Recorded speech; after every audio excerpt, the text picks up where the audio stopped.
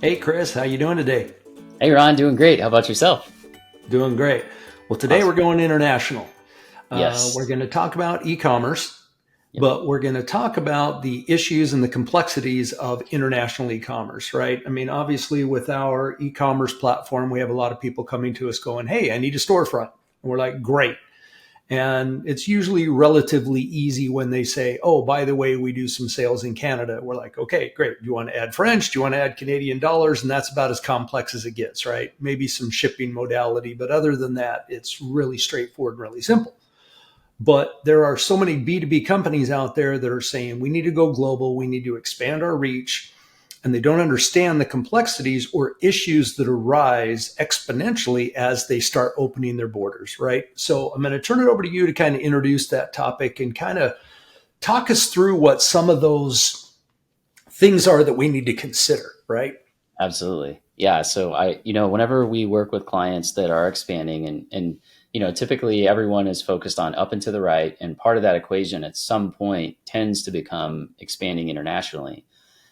Basically, what we tend to recommend is creating a matrix of the different functionality within the site and the integrations, at least at minimum, looking at logistics, taxes, marketing, being, localizing the marketing and your presence and branding, being able to handle support and service and make it localized to a particular region or country, being able to handle all of the just detailed aspects that would include payment processing.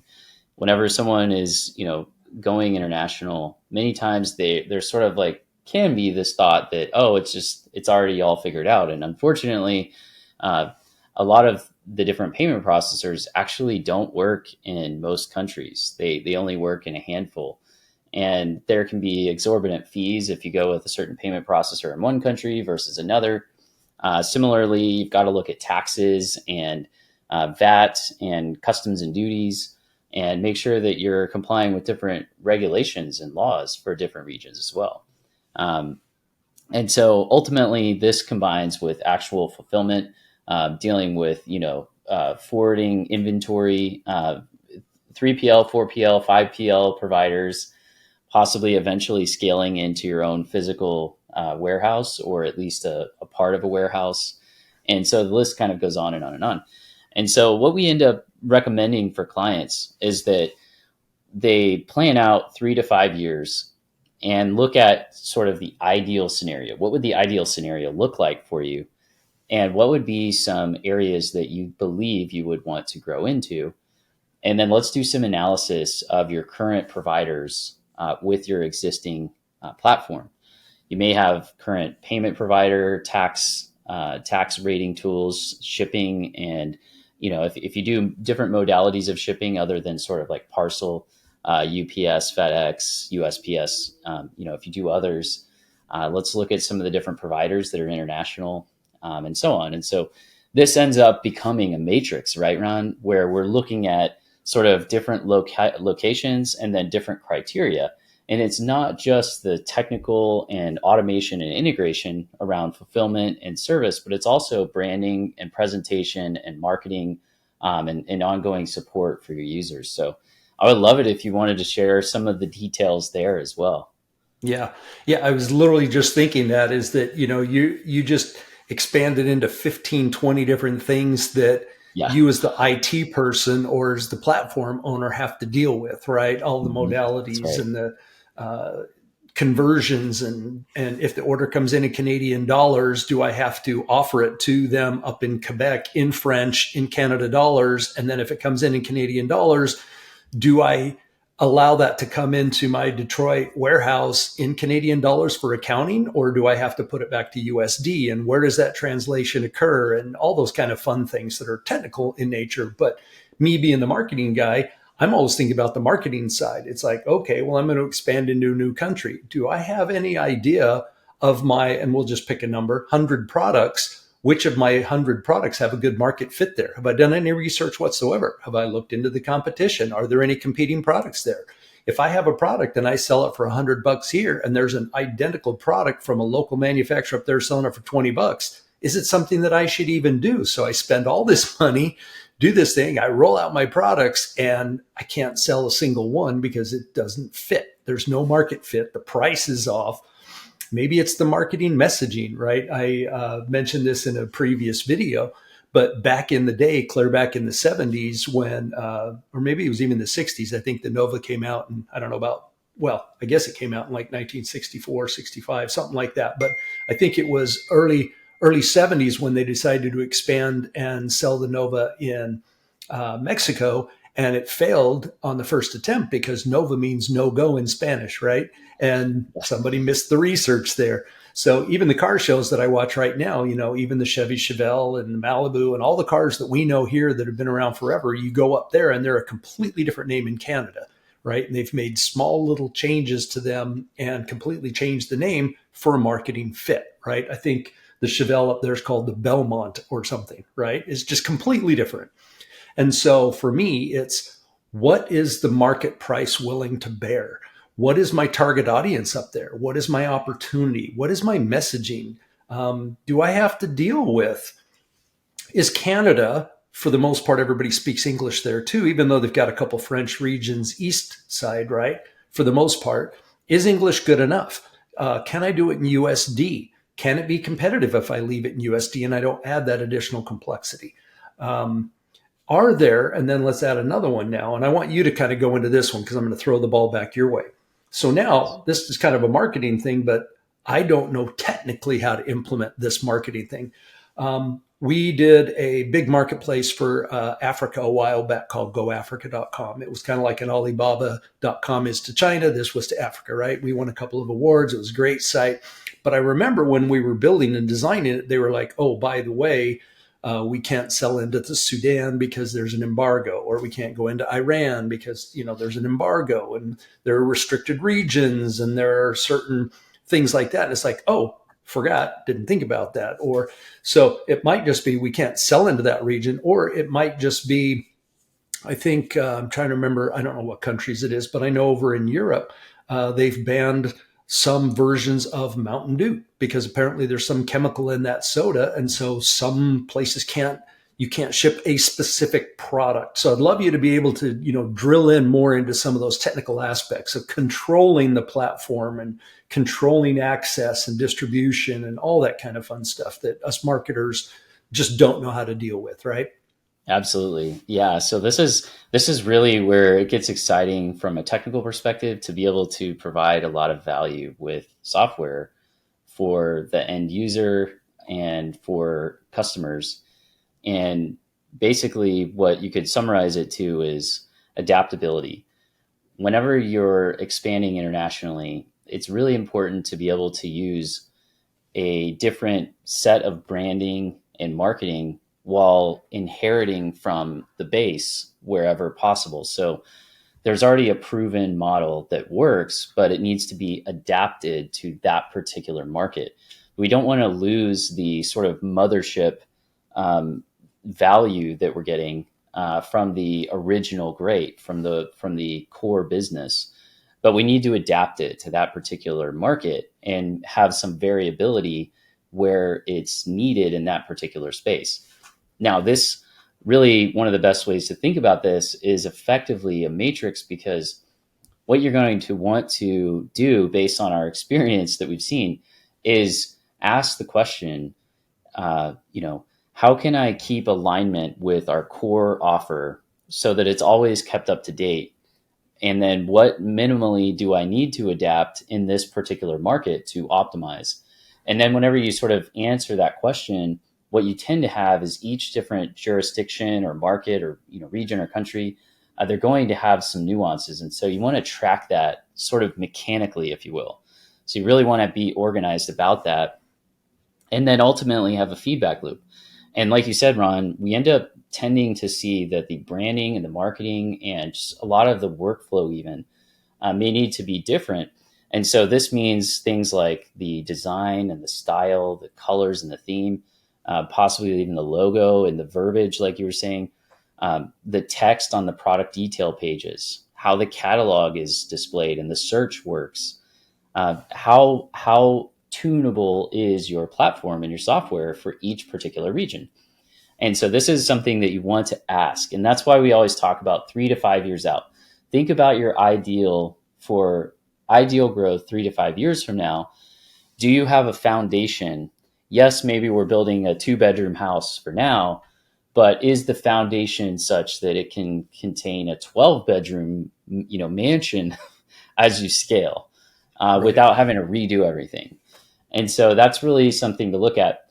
This would include, product detail pages that inherit from the base, but have customization or adaptations with the content, the verbiage, possibly imagery being different. In different regions, there are different, cultures, and those different cultures may need to see imagery that, exudes this, comfort level with that culture. And this also gets into some of the technical pieces that we were talking about with payments, for example, like payments and taxes and different currency exchange rates. And being able to do this dynamically where we change the payment processor based on someone's region. And we also can look at things like cross-regional fulfillment and how we're going to handle customs and duties and taxes. How are we going to deal with refunds that are going to be currency exchanges, and on and on and on. And so the really powerful thing is working with a company that has done this before, like Clarity. What you'll see is that the software itself needs to be sort of thought of as very customizable from the start, and it needs to be configurable for each of these regions, ideally. So, and then fundamentally, what I would say is probably even more important than anything is this idea that you're going to be very organized and proactive about managing what the ideal state is. And then, as you said earlier, Ron, basically crawl, walk, run. And I've heard you use that phrase many, many times, but start out with a relatively small risk in a region, validate your expectations, get data, and be able to adapt and scale into that market based on performance. But you don't want to exceed capital investment plans before you get good data back. And so you want to start out small, iterate, get the data, start to scale, look at optimization and commoditization of key expenses, and then work with a platform that is actually capable of consuming some of the pieces that are otherwise expensive. If you're not basically bringing them in house into your platform, but we can do a lot of things like working with 3PL, 4PL, 5PL providers, having them do a lot of the fulfillment for you and service. And then once we prove a market, bring all of that in house, get your own warehouse set up, get all of the automation and integration to your systems, and allow you to scale up in a more commoditized fashion in that particular market. And that would also possibly include marketing. So you might inherit from your base marketing of your core site with minor changes to begin with, but then as the market shows, performance, then based on the performance, we literally make specific branding for that region, really focus specific marketing around that region, get organic search results for that region, and just continue to really exponentially optimize for that particular region. So does your platform have that ability to do that? That would be something I would be asking from the get-go, and then tracking that against, I'm referring to it as a matrix, but basically you want to be very organized and diligent about this so that you have the different categories of variability per region, and then how you're going to get data to be able to objectively decide and optimize that performance. Any thoughts on that, on the matrix idea and just kind of optimizing chunks of it?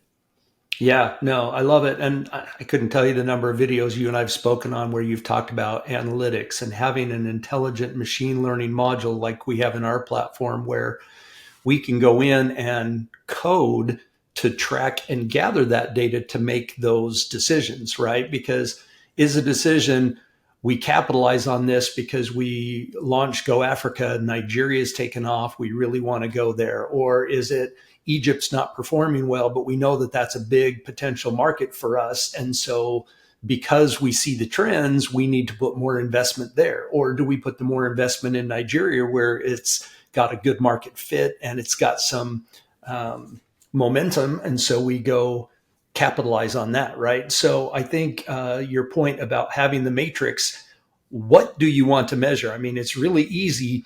There's an old cliche that says, if you don't know where you're going, then all roads will get you there, right? So if you don't have the matrix and you don't know what you determine success is, then how do you know if it's working or not? How do you know where to put investment into which regions, into which countries, into which platforms?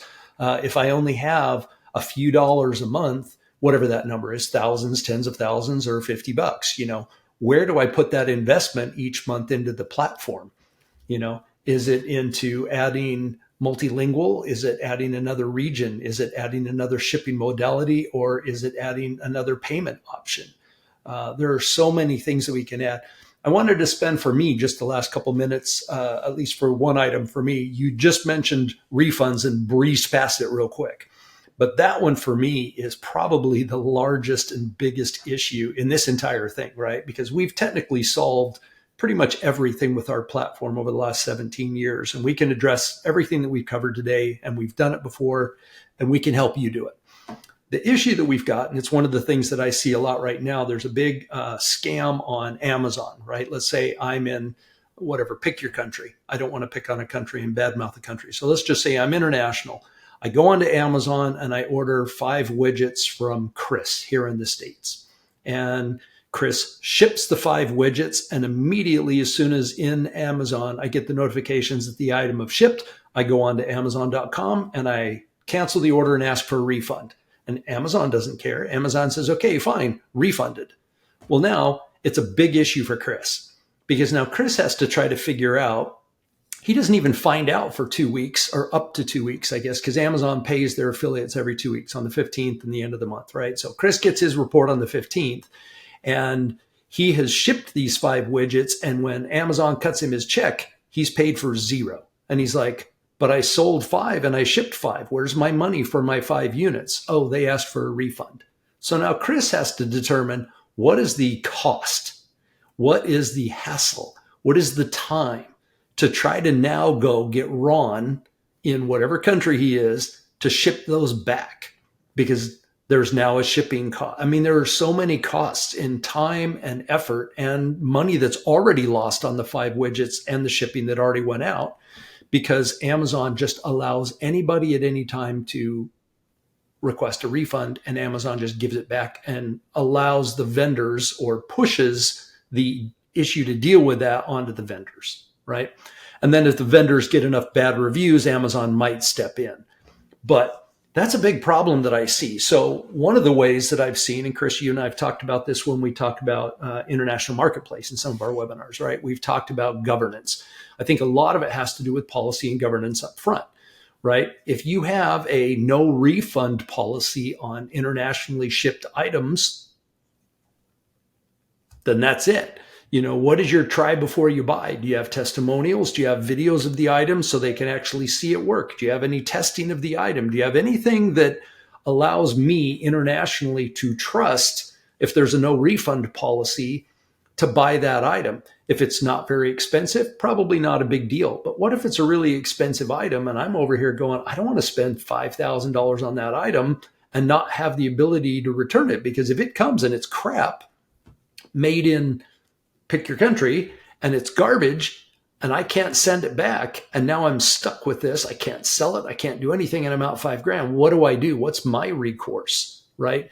And usually that recourse is defined in the governance policies of the platform. And that's you, right? It's not the technical platform. It's you, and you had this site built. You're offering this site. You're offering this service. You get to determine how the buyers and sellers and everybody engage, and what those policies and procedures are, and what the penalties, repercussions, and consequences are of bad behavior. So I want to kind of throw that back over to you, and then we can close it out. But that for me is probably the biggest one that keeps me up at nights when I try to figure these platforms out and I'm talking to people, right? And they're like, well, what about refunds? And I'm like, yeah, let's figure out what your costs are on all those refunds, because sometimes it's just not worth going after Ron in that country for those 5 widgets, because it was $100, it was $20 a pop. It's going to cost me just in time $300 or $400 just to try to get it back. And it's going to cost me $40 in additional shipping. And I've already lost my cost, which was, $40 for the widgets, and then the shipping cost, I only made $37. It's going to cost me, $80 to try to get that $37 worth of costed products back. Right. So Right. that's an analysis that you're going to have to do when you look at this. And that for me is probably the biggest one that Chris's matrix really helps out. You have to do some of that costing and opportunity cost analysis on that. What are your thoughts on that?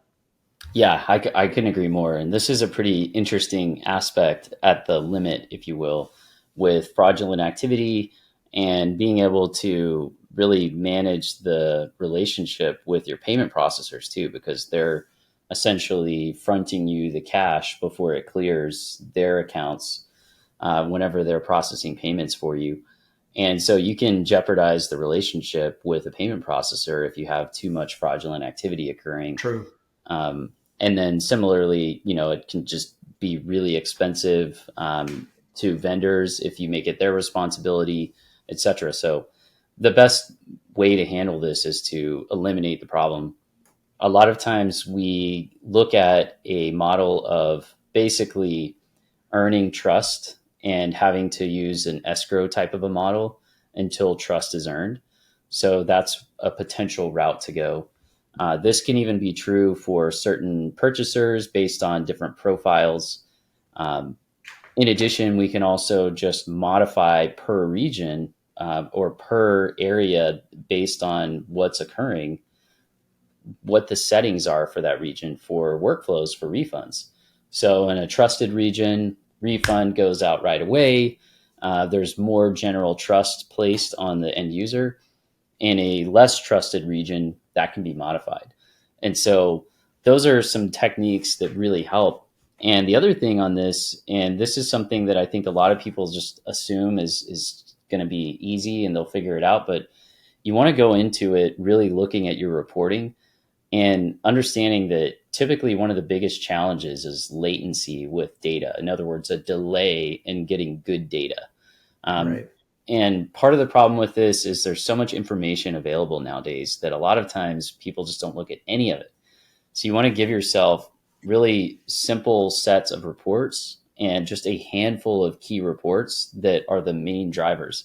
Frankly, most of the time, if you don't just have a handful that you and your team are looking at that are auto sent to you and you have a meeting to review those, it doesn't have to be long.